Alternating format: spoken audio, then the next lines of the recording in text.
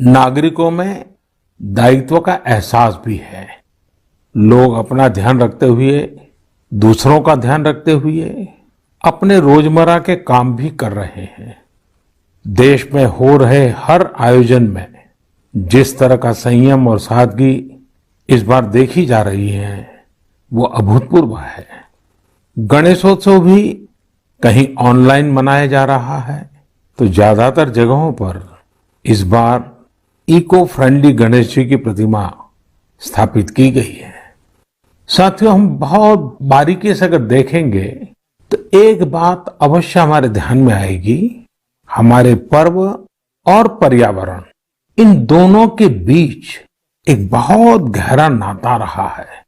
जहां एक और हमारे पर्वों में पर्यावरण और प्रकृति के साथ सहजीवन का संदेश छिपा होता है, तो दूसरी ओर कई सारे पर्व प्रकृति की रक्षा के लिए ही मनाए जाते हैं।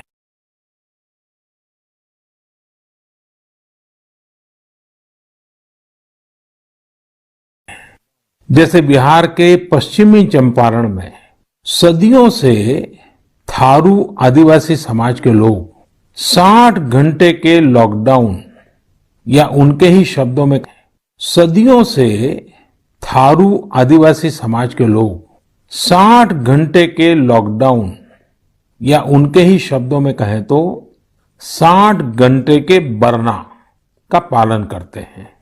प्रकृति की रक्षा के लिए बरना को थारू समाज ने अपनी परंपरा का हिस्सा बना लिया है और सदियों से बनाया है।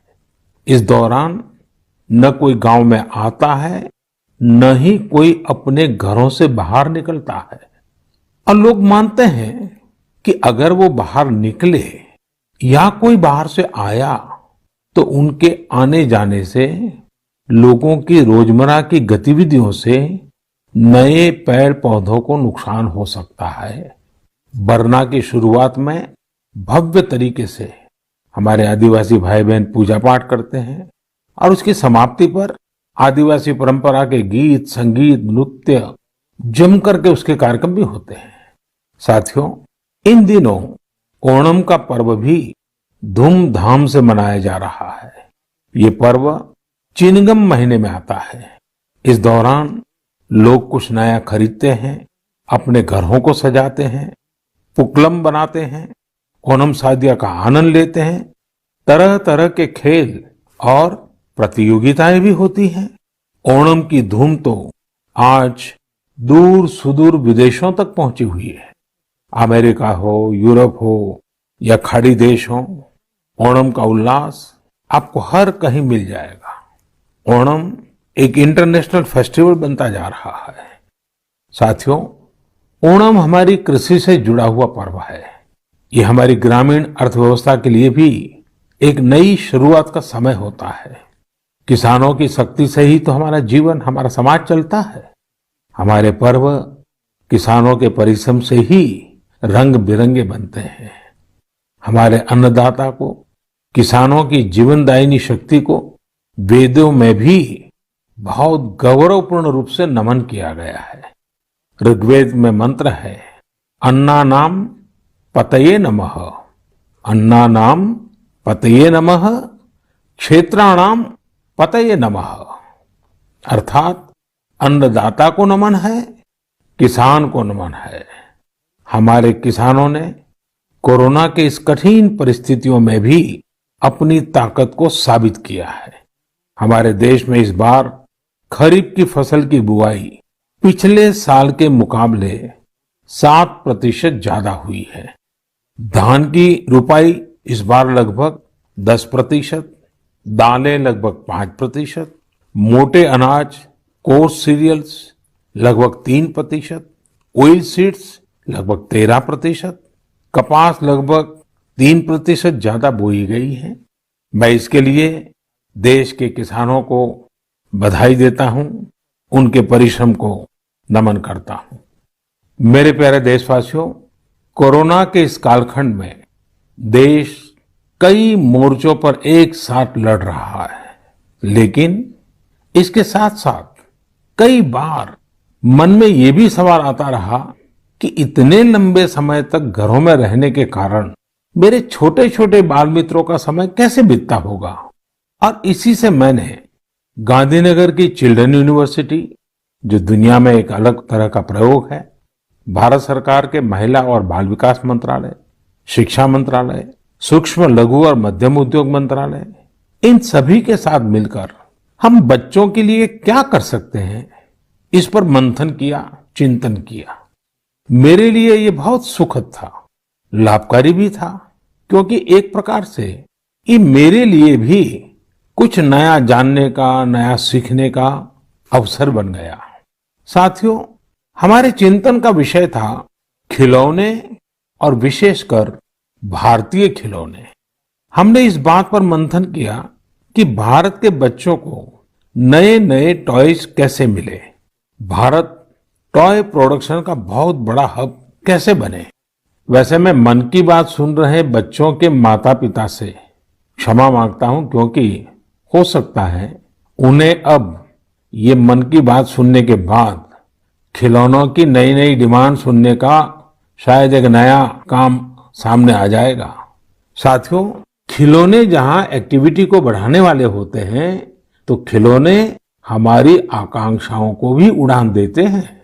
खिलौने केवल मन ही नहीं बहलाते, खिलौने मन बनाते भी हैं और मकसद गढ़ते भी हैं।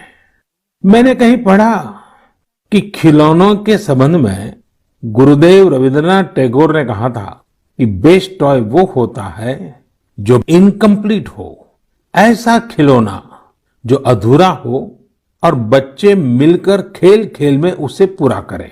गुरुदेव टैगोर ने कहा था कि जब वो छोटे थे तो खुद की कल्पना से घर में मिलने वाले सामानों से ही अपने दोस्तों के साथ अपने खिलौने और खेल बनाया करते थे। लेकिन एक दिन बचपन के उन मौज मस्ती भरे पलों में बड़ों का दखल हो गया। हुआ ये था कि उनका एक साथी एक बड़ा और सुंदर सा विदेशी खिलौना लेकर आ गया। खिलौनों को लेकर इतराते हुए अब सब साथी का ध्यान खेल से ज्यादा खिलौने पर रह गया। हर किसी के आकर्षण का केंद्र खेल नहीं रहा, खिलौना बन गया। जो बच्चा कल तक सबके साथ खेलता था, सबके साथ रहता था, घुल मिल जाता था, खेल में डूब जाता था, वो अब दूर रहने लगा। एक तरह से बाकी बच्चों से भेद का भाव उसके मन में बैठ गया। महंगे खिलौने में बनाने के लिए भी कुछ नहीं था, सीखने के लिए भी कुछ नहीं था। यानी कि एक आकर्षक खिलौने ने एक उत्कृष्ट बच्चे को कहीं दबा दिया, छिपा दिया, मुरझा दिया। इस खिलौने ने धन का, संपत्ति का, जरा बड़प्पन का प्रदर्शन कर लिया, लेकिन उस बच्चे की क्रिएटिव स्पिरिट को बढ़ने और संवरने से रोक दिया। खिलौना तो आ गया, पर खेल खत्म हो गया और बच्चे का खिलना भी खो गया। इसलिए गुरुदेव कहते थे कि खिलौने ऐसे होने चाहिए जो बच्चे के बचपन को बाहर लाएं, उसकी क्रिएटिविटी को सामने लाएं। बच्चों के जीवन के अलग अलग पहलू पर खिलौनों का जो प्रभाव है, इस पर राष्ट्रीय शिक्षा नीति में भी बहुत ध्यान दिया गया है। खेल खेल में सीखना, खिलौने बनाना सीखना, खिलौने जहां बनते हैं वहां की विजिट करना, इन सबको करिकुलम का हिस्सा बनाया गया है। साथियों, हमारे देश में लोकल खिलौनों की बहुत समृद्ध परंपरा रही है। कई प्रतिभाशाली और कुशल कारीगर हैं जो अच्छे खिलौने बनाने में महारत रखते हैं। भारत के कुछ क्षेत्र टॉय क्लस्टर्स यानी खिलौने के केंद्र के रूप में भी विकसित हो रहे हैं।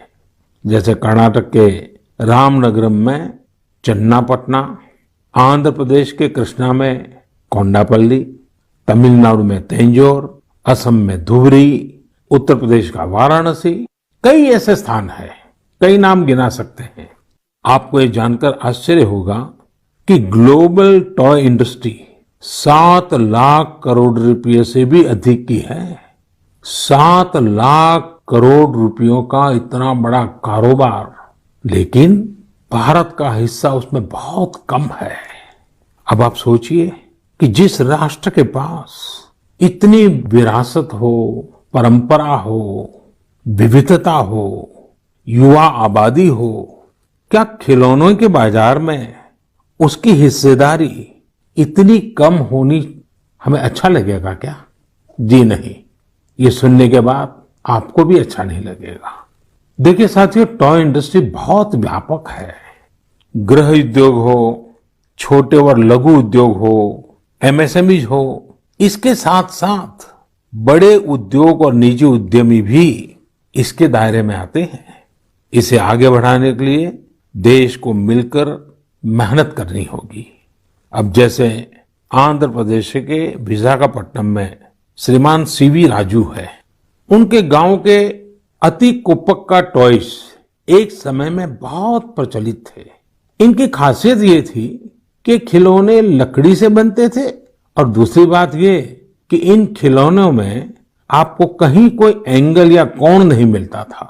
ये खिलौने हर तरफ से राउंड होते थे, इसलिए बच्चों को चोट की भी गुंजाइश नहीं होती थी। सीवी राजू ने एती को पक्का टॉयज के लिए अब अपने गांव के कारीगरों के साथ मिलकर एक तरह से नया मूवमेंट शुरू कर दिया है।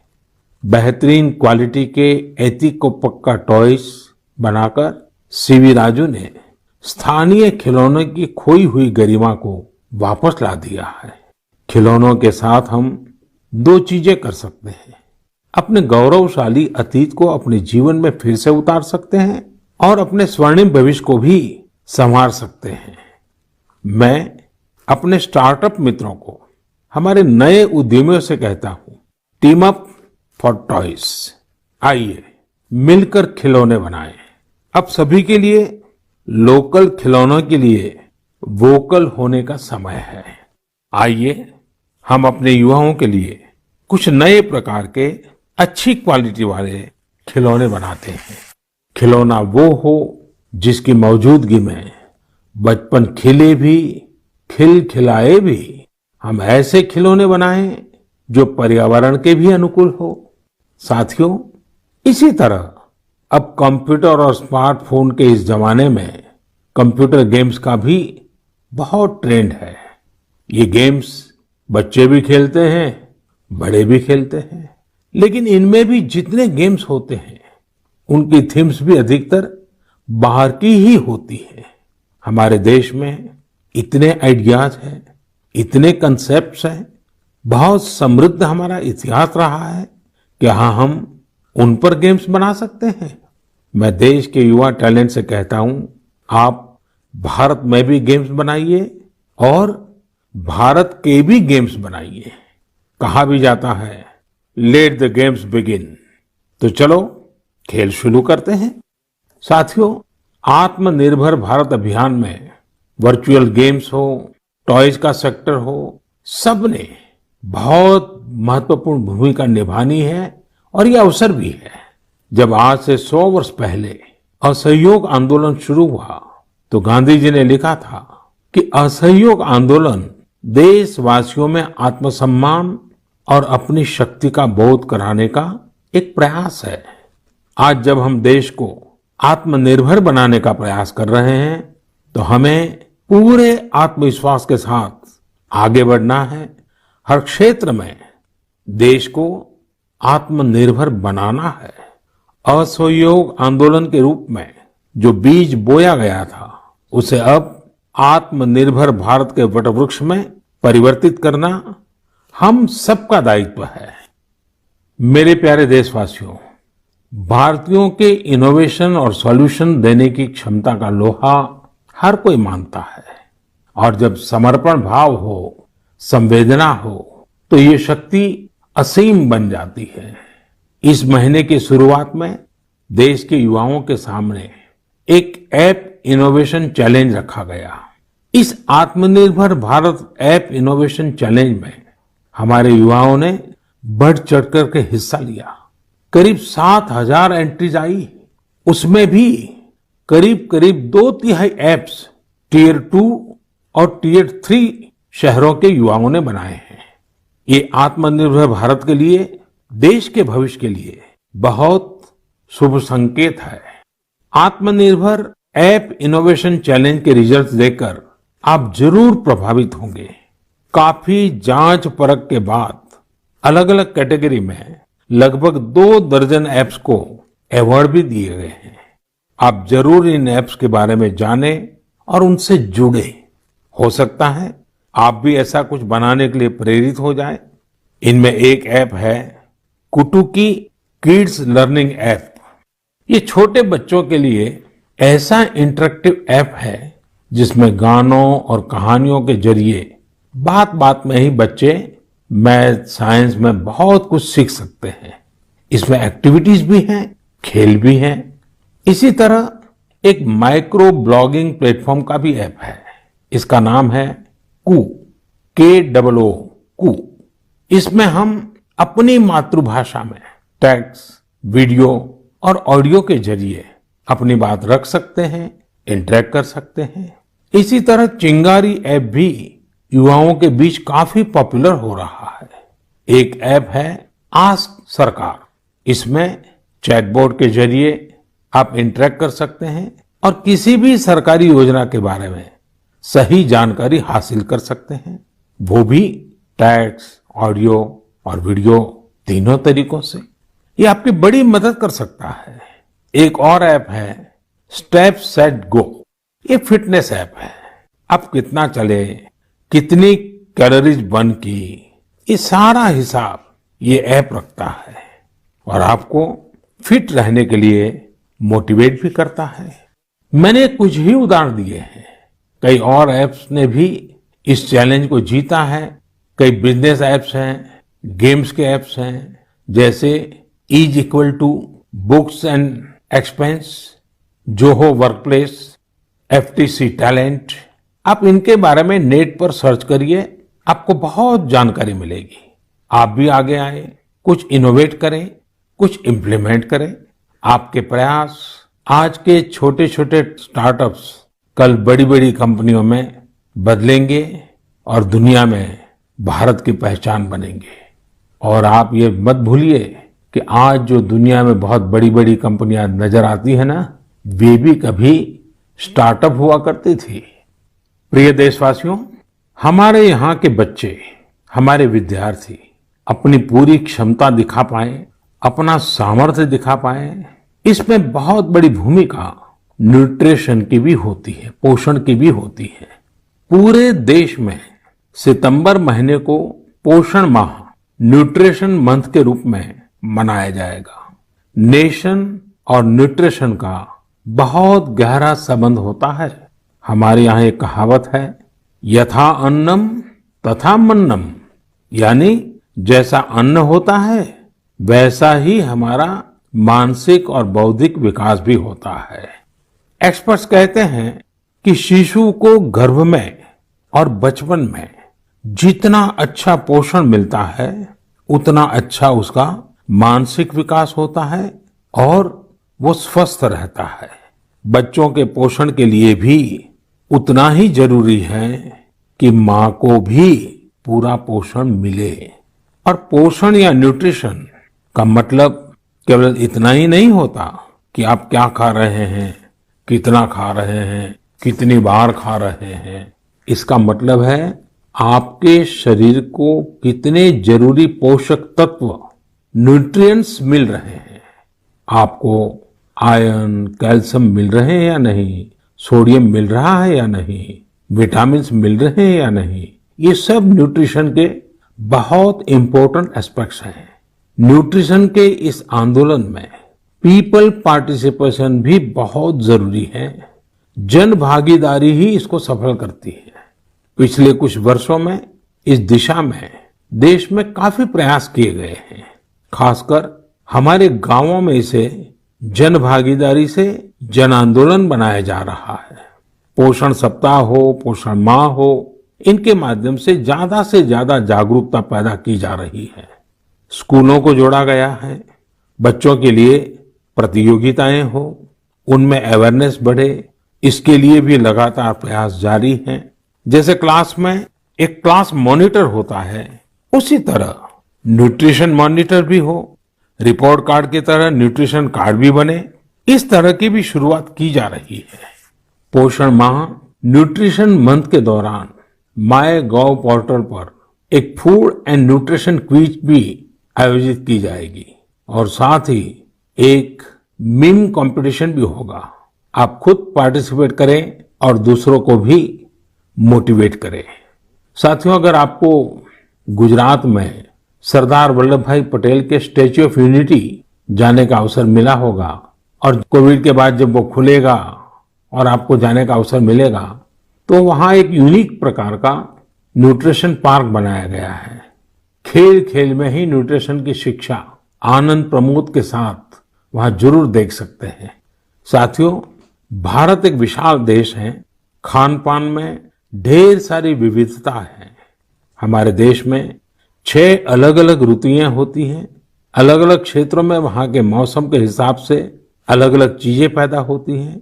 इसलिए ये बहुत ही महत्वपूर्ण है कि हर क्षेत्र के मौसम, वहां के स्थानीय भोजन और वहां पैदा होने वाले अन्न, फल, सब्जियों के अनुसार एक पोषक न्यूट्रिएंट रिच डाइट प्लान बने।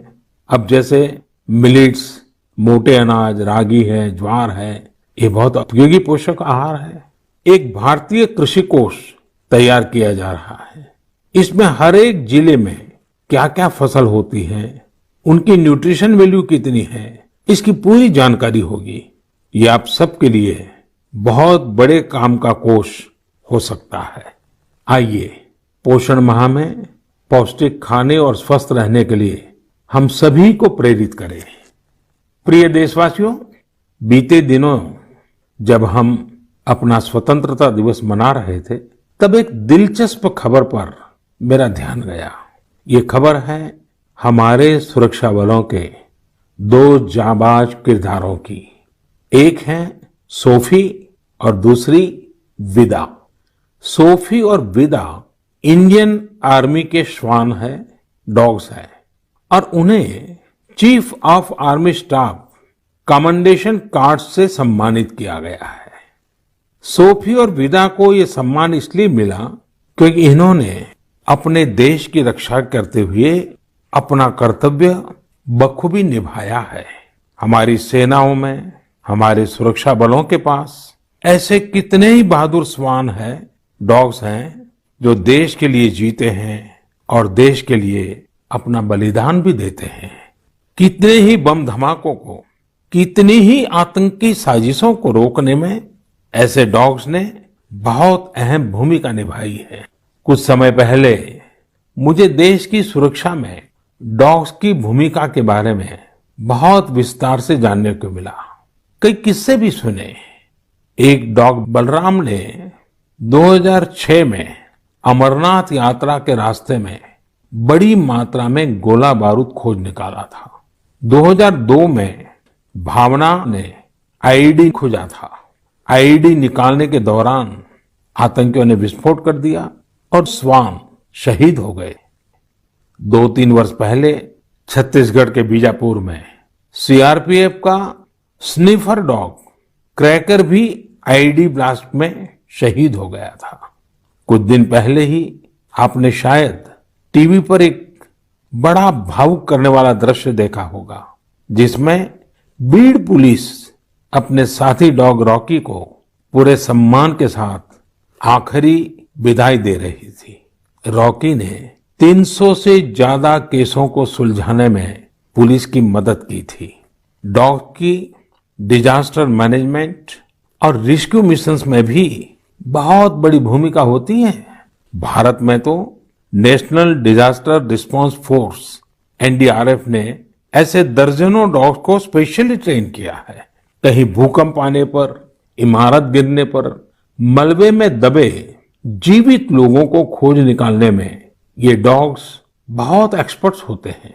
साथियों, मुझे यह भी बताया गया कि इंडियन ब्रीड के डॉग्स भी बहुत अच्छे होते हैं, बहुत सक्षम होते हैं।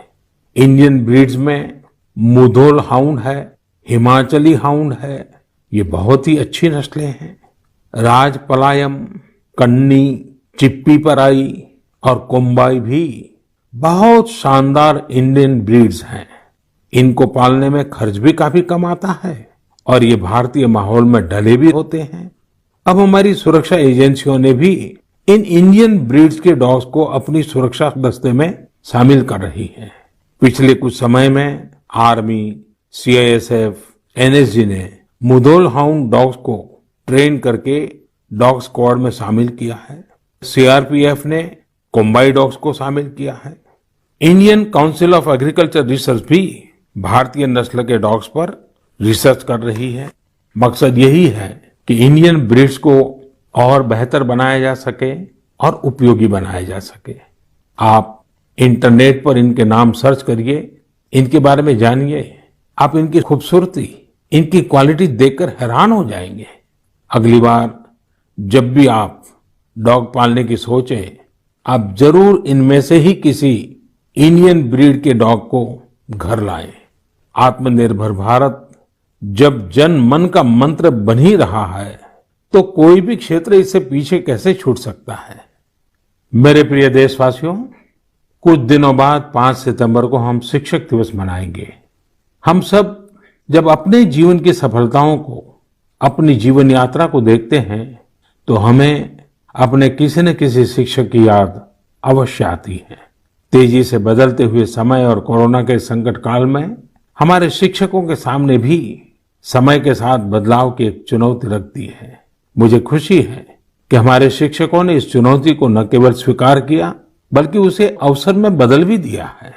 पढ़ाई में तकनीक का ज्यादा से ज्यादा उपयोग कैसे हो, नए तरीकों को कैसे अपनाएं, छात्रों को मदद कैसे करें, ये हमारे शिक्षकों ने सहजता से अपनाया है और अपने स्टूडेंट्स को भी सिखाया है। आज देश में हर जगह कुछ न कुछ इनोवेशन हो रहे हैं। शिक्षक और छात्र मिलकर कुछ नया कर रहे हैं।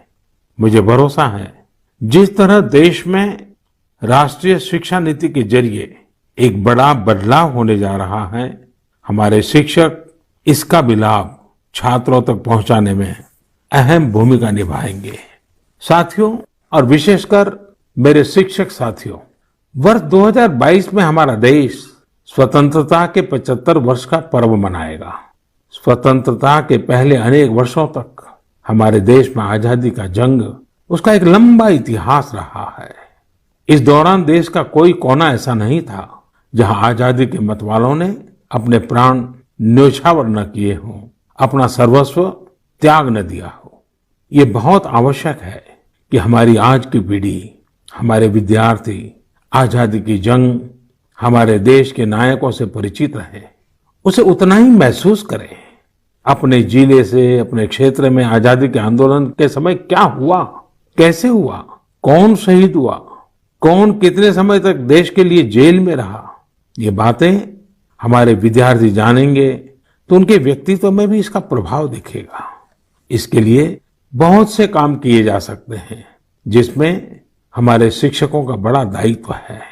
जैसे आप जिस जिले में हैं, वहां शताब्दियों तक जो आजादी का जंग चला, उन आजादी के जंग में वहां कोई घटनाएं घटी है क्या, इसे लेकर विद्यार्थियों से रिसर्च करवाई जा सकती है।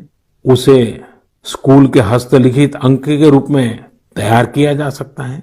आपके शहर में स्वतंत्रता आंदोलन से जुड़ा कोई स्थान हो तो छात्र छात्राओं को वहां ले जा सकते हैं। किसी स्कूल के विद्यार्थी ठान सकते हैं कि वो आजादी के 75 वर्ष में अपने क्षेत्र के आजादी के 75 नायकों पर कविताएं लिखेंगे, नाट्य कथाएं लिखेंगे। आपके प्रयास देश के हजारों लाखों अनसंग हीरोज को सामने लाएंगे, जो देश के लिए जिए, जो देश के लिए खप गए, जिनके नाम समय के साथ विस्मृत हो गए। ऐसे महान व्यक्तित्वों को अगर हम सामने लाएंगे, आजादी के 75 वर्ष में उन्हें याद करेंगे, तो उनको सच्ची श्रद्धांजलि होगी। और जब 5 सितंबर को शिक्षक दिवस मना रहे हैं, तब मैं मेरे शिक्षक साथियों से जरूर आग्रह करूंगा कि वे इसके लिए एक माहौल बनाएं, सबको जोड़ें और सब मिलकर के जुट जाएं। मेरे प्रिय देशवासियों, देश आज जिस विकास यात्रा पर चल रहा है, इसकी सफलता सुखद तभी होगी जब हर एक देशवासी इसमें शामिल हो, इस यात्रा का यात्री हो, इस पथ का पथिक हो।